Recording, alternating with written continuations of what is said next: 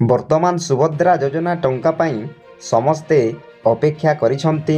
ତ ଦେଖନ୍ତୁ ଏହି ସୁଭଦ୍ରା ଯୋଜନାରେ କେତେ ଲକ୍ଷ ସୁଭଦ୍ରା ଟଙ୍କା ପାଇବେ ଏବଂ କେତେ ଲକ୍ଷ ସାମିଲ ହୋଇ ସାରିଛନ୍ତି। ଦେଖନ୍ତୁ ବର୍ତ୍ତମାନ ସୁଭଦ୍ରା ଯୋଜନାରେ ମୋଟ 4,57,681 ଜଣ ମହିଳା ସାମିଲ ହୋଇ ସାରିଛନ୍ତି ଏବଂ ତାଙ୍କ ଭିତରୁ ନୂଆ କରି ଆବେଦନ କରିଛନ୍ତି 1,78,398 ଜଣ। ତାପରେ ପ୍ରଥମ ଓ ଦ୍ୱିତୀୟ କିସ୍ତିରୁ ବାଦ ପଡ଼ିଛନ୍ତି 2,55,265 ଜଣଙ୍କୁ ଏଥର ସୁଭଦ୍ରା ଯୋଜନାରେ ସାମିଲ କରାଯାଇଛି। ତ ବର୍ତ୍ତମାନ ଆପଣମାନେ ଭାବୁଥିବେ ମୋତେ ସୁଭଦ୍ରା ଯୋଜନା ଟଙ୍କା ଏଥର ମିଳିବ କି?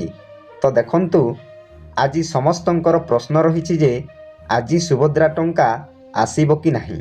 ତ ଦେଖନ୍ତୁ ଉପମୁଖ୍ୟମନ୍ତ୍ରୀ ପ୍ରଭାତୀ ପରିଡ଼ା ଯେଉଁ ଘୋଷଣା କରିଥିଲେ ଦୁଇଥର ବର୍ତ୍ତମାନ 3 ଥର ଏଥର ଘୋଷଣା କରିସାରିଛନ୍ତି। ଗତ ସପ୍ତାହରେ ସୁଭଦ୍ରା ଟଙ୍କା ଆସିବ ବୋଲି ପ୍ରଥମେ ଘୋଷଣା କରିଥିଲେ, ତାପରେ 18 ତାରିଖ ସୁଦ୍ଧା ସୁଭଦ୍ରା ଟଙ୍କା ମିଳିବ ବୋଲି ପୁଣି ଘୋଷଣା କରିସାରିଛନ୍ତି। ବର୍ତ୍ତମାନ ପୁଣି ଘୋଷଣା କରିଛନ୍ତି 22 ତାରିଖ ସୁଦ୍ଧା, ଜାନୁଆରୀ 22 ତାରିଖ ସୁଦ୍ଧା ସୁଭଦ୍ରା ଟଙ୍କା ମିଳିବ ବୋଲି ପୁଣି ଘୋଷଣା କରିଛନ୍ତି। ତ ଦେଖନ୍ତୁ ଏପରି ଘୋଷଣା ଉପରେ ଘୋଷଣା କେମିତି କରିଚାଲିଛନ୍ତି ଆସନ୍ତୁ ଜାଣିବା। ତ ଦେଖନ୍ତୁ ଯେଉଁମାନେ ସୁଭଦ୍ରା ଯୋଜନାରେ ବାଦ ପଡ଼ିଛନ୍ତି ସେମାନଙ୍କର ଫିଲ୍ଡ ଭେରିଫିକେସନ୍ ହୋଇସାରିଛି। ତ ସେମାନଙ୍କୁ ମଧ୍ୟ ସୁଭଦ୍ରା ଯୋଜନାରେ ସାମିଲ କରାଯାଇଛି। ଯେଉଁମାନେ ନିଜେ ଅପ୍ଟ ଆଉଟ୍ ହୋଇଥିଲେ ସେମାନେ ଅପ୍ଟ-ଇନ୍ କରି ଏହି ସୁଭଦ୍ରା ଯୋଜନାରେ ମଧ୍ୟ ସାମିଲ ହୋଇସାରିଛନ୍ତି।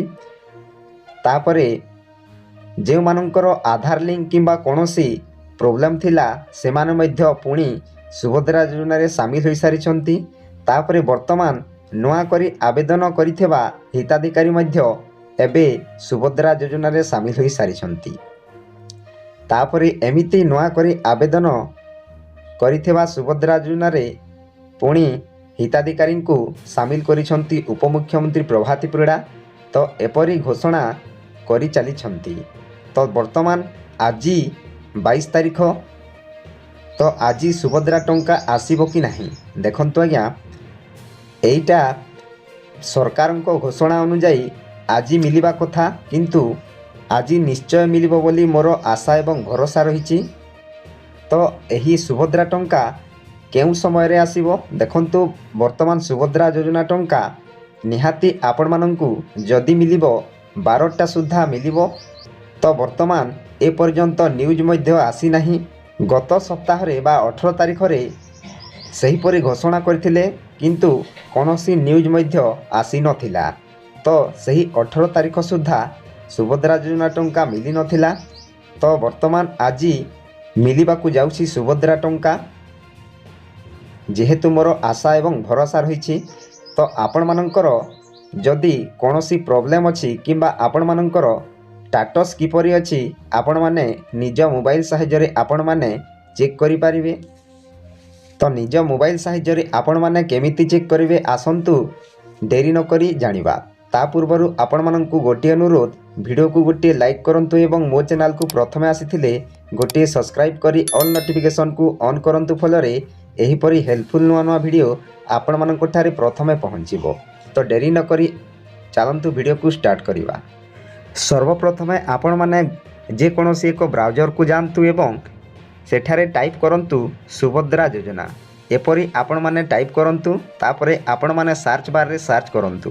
ତ ଦେଖନ୍ତୁ ଆପଣମାନଙ୍କ ମୋବାଇଲକୁ ଏପରି ଇଣ୍ଟରଫେସ୍ ଆସିବ। ତ ଲେଫ୍ଟ ସାଇଡ଼୍ରେ ଦେଖନ୍ତୁ ସୁଭଦ୍ରା ଯୋଜନାର ଅଫିସିଆଲ ୱେବସାଇଟ୍ଟି ଆସିଯାଇଛି। ତ ଆପଣମାନେ ସେହି ସୁଭଦ୍ରା ଯୋଜନା ଉପରେ କ୍ଲିକ୍ କରନ୍ତୁ। ତ ଦେଖନ୍ତୁ ସୁଭଦ୍ରା ଯୋଜନାର ଅଫିସିଆଲ ୱେବସାଇଟ୍ଟି ଖୋଲିଯାଇଛି। ତ ଆପଣମାନେ ଦେଖିପାରୁଥିବେ ସ୍କ୍ରିନ୍ ମାଧ୍ୟମରେ। ତ ଦେଖନ୍ତୁ ପ୍ରଥମେ ଅଛି ଅଧିକାରୀଙ୍କ ଲଗ୍ଇନ୍, ତାପରେ ଅଛି ଆବେଦନ ସ୍ଥିତି। ତ ଆପଣମାନେ ଏହି ଆବେଦନ ସ୍ଥିତି ଉପରେ କ୍ଲିକ୍ କରନ୍ତୁ। ଦେଖନ୍ତୁ ଆପଣମାନଙ୍କ ମୋବାଇଲକୁ ଏପରି ଇଣ୍ଟରଫେସ୍ ଆସିବ।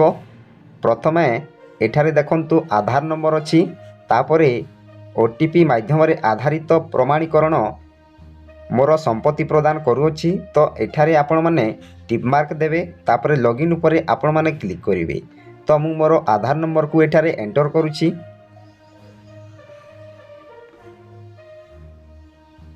तापरे आपण मानक मोबाइल को एक ओटीपी आसीबो। सही ओटीपी को आपण माने एठारे फिलअप करंतु।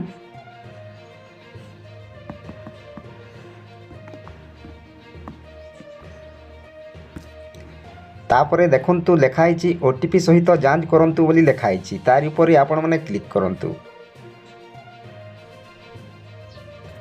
तो देखंतु आपण मानकर सबु किछि डिटेल्स एठारे आसी जाइछि। आवेदनकारी विवरणी, तापरे आपण मानकर नाम, पिता बा स्वामींकर नाम, जन्म तारीख, आधार नंबर, तापरे नाम लेखा नंबर, जिला पंचायत सबु किछि आपण मानकर आसी जाइछि। तापरे आवेदन स्थिति आपण मानकर देखि परिबे। एठारे केउ आर्थिक वर्ष, श्रेणी, ई केवाईसी स्थिति आपण मानकर, ई केवाईसी प्रकार केमिति अछि। जदि एठारे आपण मानकर स्थिति जदि अंडर प्रोसेस अछि ताहेले आपण माने आज निश्चय सुभद्रा टंका पाइबे बोली मोर आशा एवं भरोसा रही। मु 100% आपण मानकु गारंटी दउछि। जदि आपण मानकर स्थिति अंडर प्रोसेस अछि, आपण माने आगरु सुभद्रा योजना टंका पाई नाहंती, ताहेले निश्चय आज आपण मानकु एही सुभद्रा योजना टंका मिली पारिबो। जदि आपण माने 3टी किस्ती जाए जदि पाई सारिछंती ताहेले आपण मानकर स्थिति एप्रूव बोली लेखिबो।